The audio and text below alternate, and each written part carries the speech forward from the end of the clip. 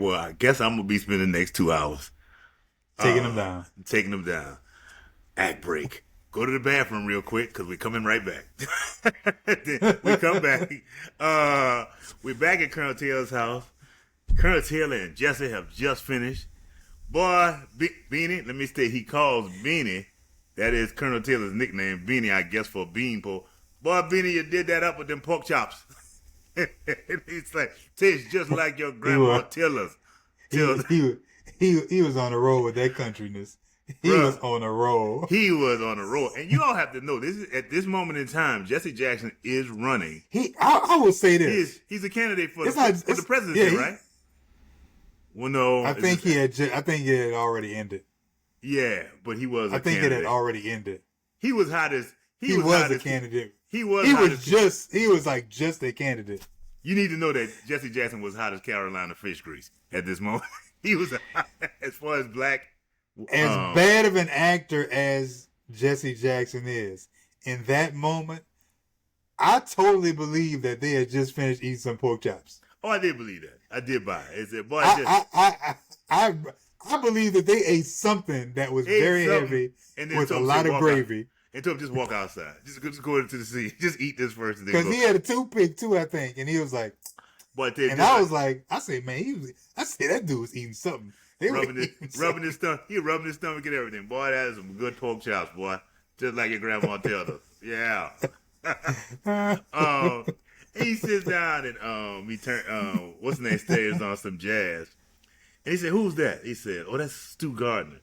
Stu Gardner is the man who does the music for he did the movie for Different World and for the Cosby Show. Okay. So, Colonel Taylor says, well, you figure out what you're going to say tomorrow? And I wanted to hear Jesse say, well, since they paid me $40K, I guess I better come up with some crap. Because it's like... That's a pretty good line, actually. Since they paid me $40,000, I think I better come up with something, Beanie. But because I think it's pretty sad if you're 10 hours away from this speech and you don't know what the hell you're going to say.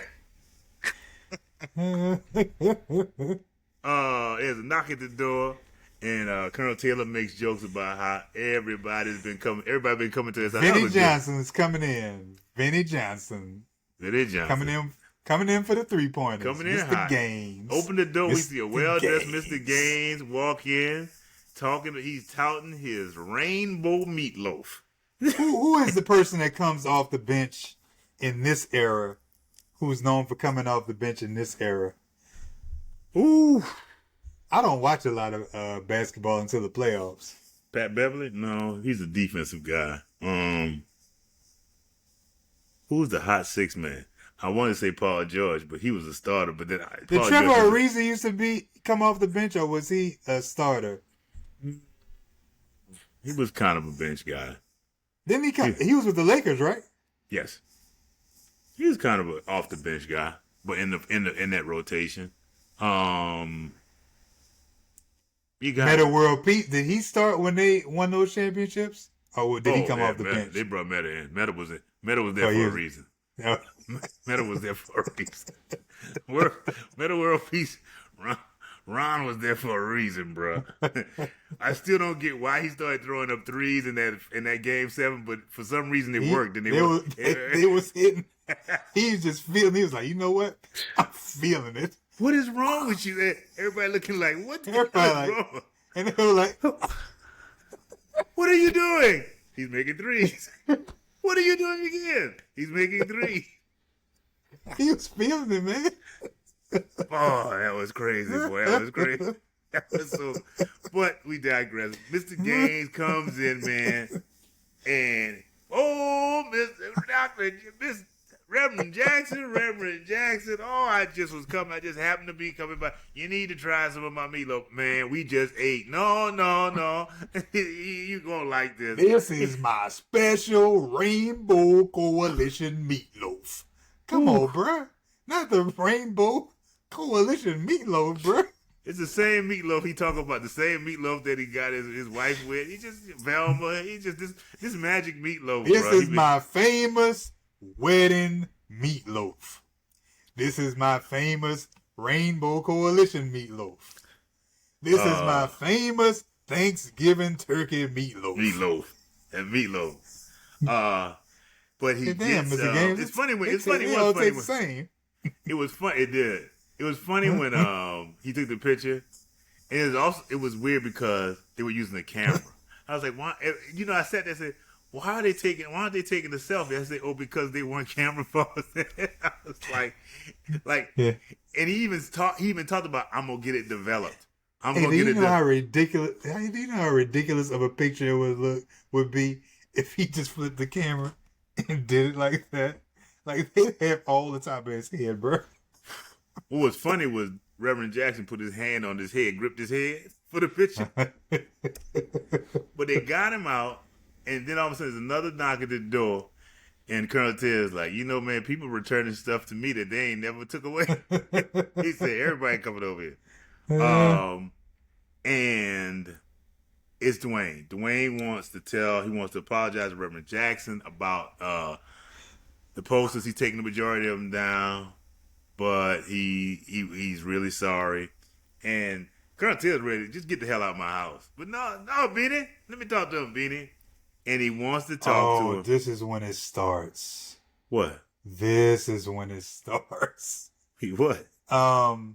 Russ Parr. For anybody who knows Russ Parr, remember they used to have the Russ Parr morning show? Yeah. He used to have this character called the Cliche King. That sometimes he would just say all these cliches. Jesse Jackson is about to start his cliche run right now. He was on a roll in this show.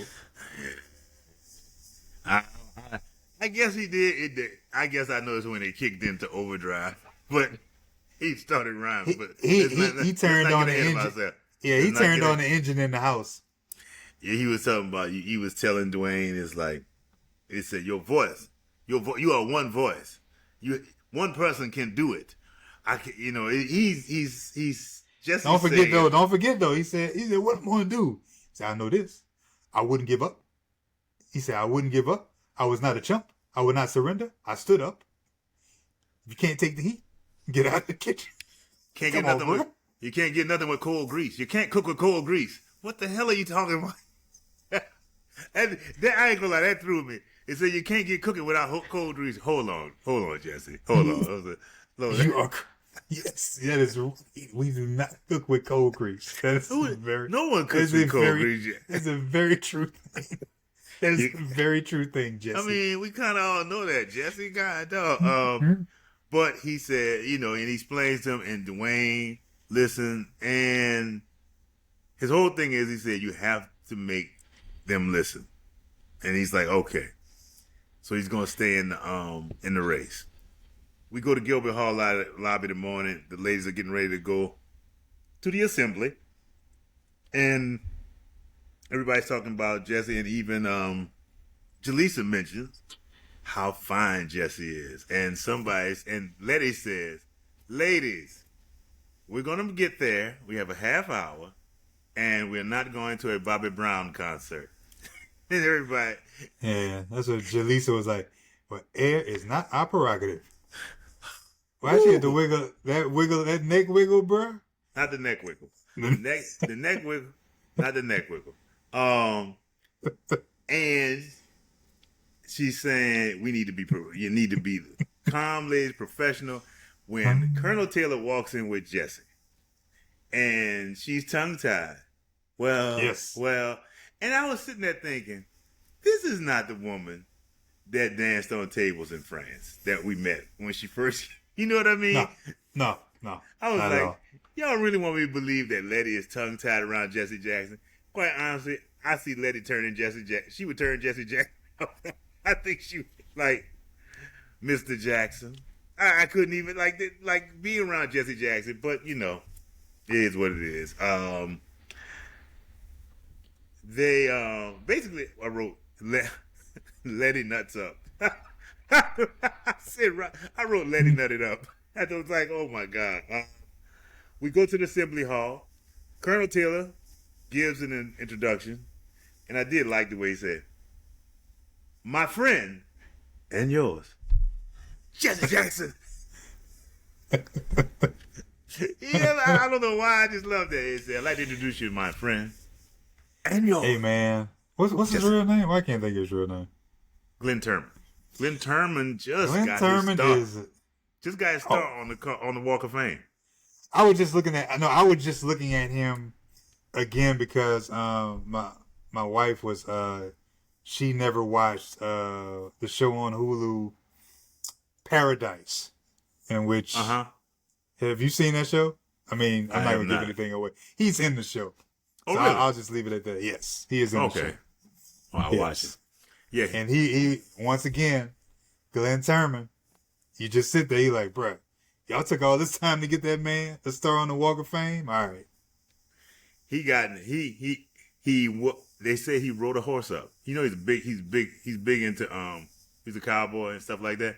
He rode a horse up. I've heard that, yeah. Yeah. No, to get his star. He rode a horse Really? up. He rode a horse up to get his star. He said, he going the way he going. I'm coming in the way I want to get my stuff.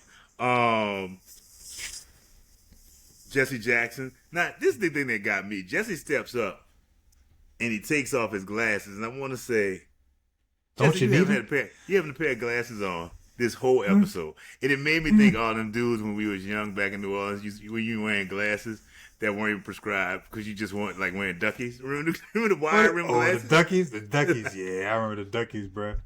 Bro, dudes like them duckies, bro. There was a period when people wore those glasses. I remember when you drew a picture. When you used to draw, you drew a picture of a dude had on had a nice cuff in his pants by his car, and he had some duckies on. I remember that. I remember he had a nice cuff, nice crease and cuff in his pants.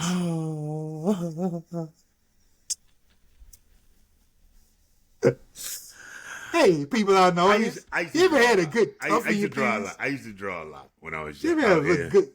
You ever just have a good cuff in your pants? I used to draw a lot, and I guess. I mean, they know what a cuff is, though, right? No, but I'm just saying. You just started talking about my drawings. Like I used to draw a lot. I used to draw a lot, and that's a picture that stuck out, right? The one with the ducky. I remember that. Yeah, I remember that.